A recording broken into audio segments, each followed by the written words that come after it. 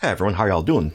I promise this is not a pickups video, although technically I guess it is, because we're going to be opening up something that I purchased. But before we get into this, let me refresh some people's memories. So earlier on in my channel, I reviewed a few different like multi-carts and things like that. For example, this 101 SNES cart. This is basically just a ROM card that has 100 games burned onto the ROM chip itself. Nothing fancy. I had one for the NES as well, and I wanted to pick one up for the Genesis, and I found this was supposed to be like an 801 type thing. But it turns out it was actually an Everdrive clone, including the firmware. And the ultimate consensus was not a great purchase, just because of the fact that they're ripping off Crix, who is the maker of the entire line of Everdrives and related products. And I didn't like that. I mean, that combined with the fact that they're also just giving like a bunch of just ROM images on here. Shady, is probably the best term to use in this case. I do use this to test consoles. Not that I have a lot of Genesises that come in or Mega Drives or anything like that, but I have used it to test a few of them before. And that's about it. I don't really use it otherwise. But recently I started thinking about these things and I figured, you know what? I think it's time to make it right. So let's go ahead and open up the box.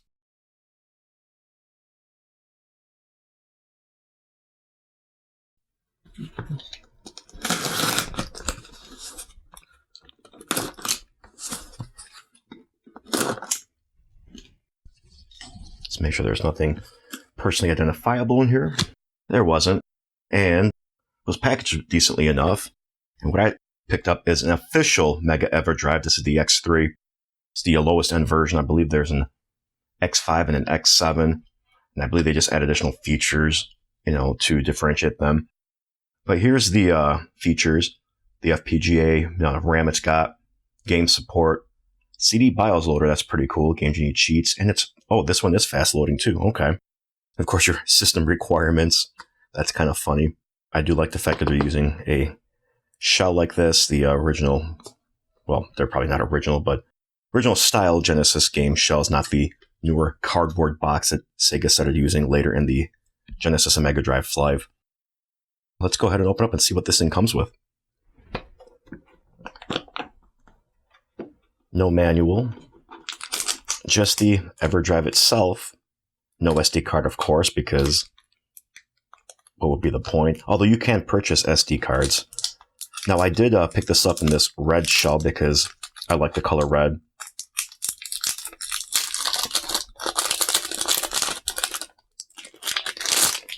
And this was purchased through an official reseller. I went to Crix's website and pulled the info from there, found a retailer that I wanted to go through, and that's how I have this.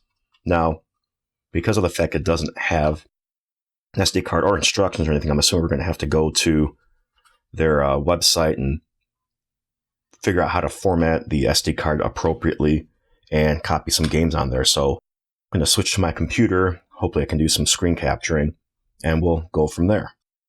All right, so I pre-downloaded everything, dumped into a folder called Mega Everdrive. Zip file, you need to extract it because the contents need to be dumped to the SD card itself. And you're basically going to take that Mega folder and you're going to copy it over to your SD card. And in here, you've just got some information. For example, the Sega Master System BIOS, if you need to load that up for any reason. And we'll go ahead and skip ahead here. But you're going to take the contents of this Mega folder and just copy it right to the root of your SD card. Make sure your SD card is formatted as FAT32. Modern Windows won't be able to do that for any cards that are larger than 32 gigs, although I don't think you need anything larger than 8. Mac OS and I believe Linux should be able to just fine. If you're doing this on Windows, you may need a third-party formatter. Go ahead, just copy it to the SD card, and honestly, that's basically it.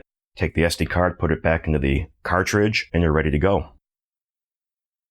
All right, now that we got our SD card prepared, we just have to insert it into the Everdrive the right way. Oddly enough, it goes in backwards. And then we'll test it in an actual Sega Genesis. All right, provided I haven't screwed anything up, it should just work.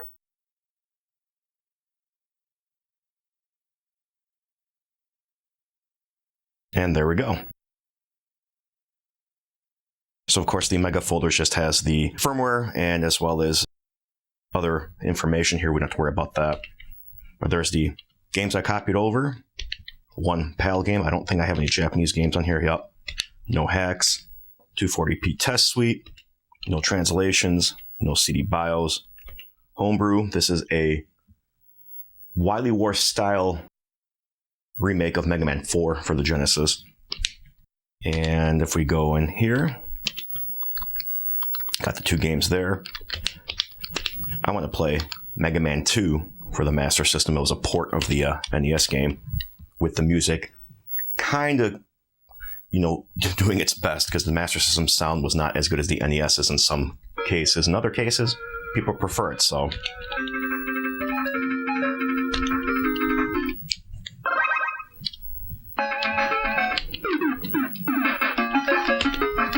And I'm playing at an angle, so I don't know exactly how well I'm going to be able to play.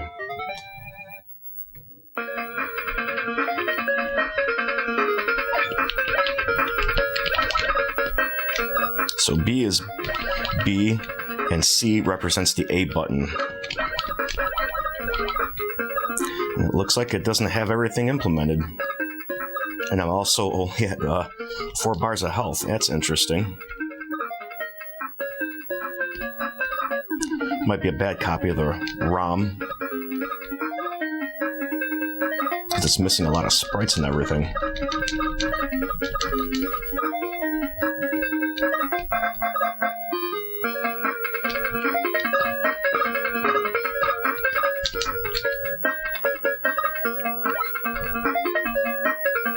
The easiest run of Mega Man 2 ever. Or maybe there just might be a earlier version of it, because I'm pretty sure it was complete.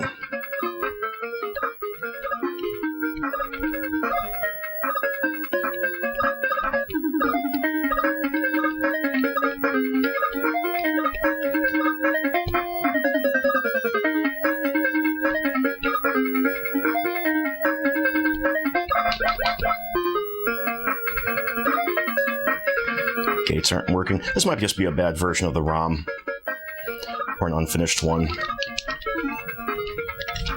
I got all the weapons already.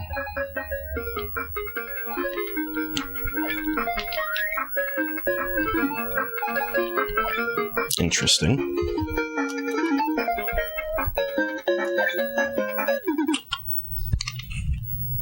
Let's reset. Let's go back to Genesis, make sure that that actually works, because that's going to be the main use of it. So I'll go to my favorite Sonic game, Sonic 2. Neighbors' dogs are barking in the background.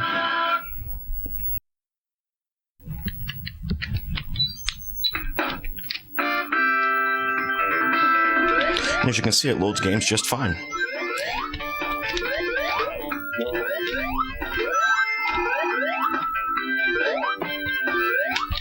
So yeah, so that's the official Everdrive. Seems to work great. Obviously, there's other things you can do with it, like loading alternate Sega CD BIOS and things like that. But we're not going to focus on that here because that's not the entire point of this here. What we will focus on next, though, is taking apart the fake one and compare that with the real one. So looking at it from the outside, the shells are going to be similar just because they're shells. The spot of the SD card on this one is here, and that's because this is probably based on a very old version of it. And this one, unfortunately, has a little warranty sticker, and I know in the US this doesn't mean anything, but I don't want to break that seal just yet.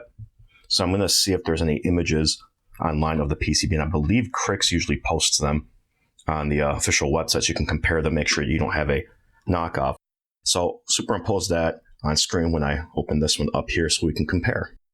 So the fake one is just using Phillips screws, which is good. Should be easy for anyone to take apart. Not that it would be difficult to get. So it looks like maybe a Torx 8, T8, T6. Not quite sure. I've already opened this up before on cam, but I figured, what the heck, now that we've got an official product we can look at.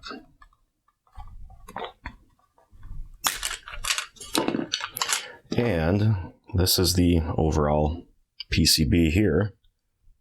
an Altera FPGA core. I'm guessing some sort of RAM, ROM. This is probably the RAM if this is ROM. Who knows? Not me, that's for sure. But it does look like this PCB is designed to be able to take a full-size SD card as well as the micro that's already here. So I believe the earlier versions of the Everdrive did actually use a larger one. So this is definitely a clone. The newer ones are obviously going to have different hardware on them. Yeah, so if you can, try to pick up the official one. The X3 is around $50 US.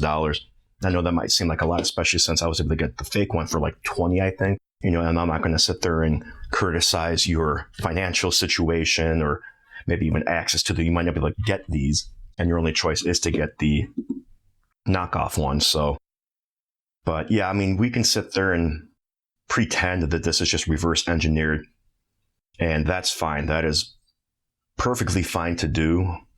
A lot of modern technology and modern industry in general is based off of reverse engineering. The problem is that it's also using the official firmware, and it can't even be updated because the new firmware will brick these older devices and these knockoffs and everything. So that's where I have the problem with it. So if you can afford to support the official one, go for it. If not, well, like I said, I'm not going to criticize your financial situation or access to all of this stuff. Although if you look at this capacitor here, it's crooked.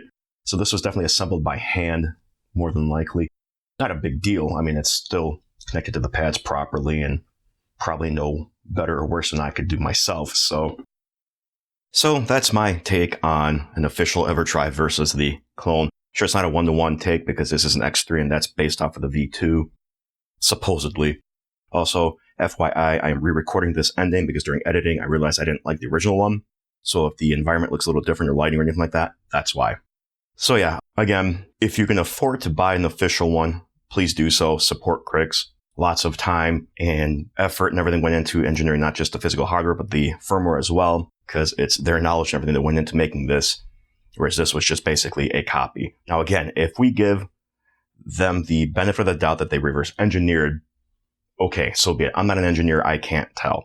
Looked very suspiciously similar to the Mega Everdrive V2. However, they are using the firmware from Crix, and that's where the actual issue comes in from for sure. There's no getting around that. Had they developed their own firmware? Okay. Maybe you can give them a pass, maybe not. I'm not going to criticize anyone necessarily that buys this not knowing that it's not an official one, or you just maybe live in a part of the world you can't get the official ones. So be it. I'm not going to sit there and judge. That's on your conscience. So, plus, I don't know what your financial situation is or anything like that. With that being said, though, again, if you can support the official products, please do so. You guys have an official one? Do you have a knockoff? Guys seeing the issues either way? Let me know in the comments below. Otherwise, thanks all, and I'll catch you later.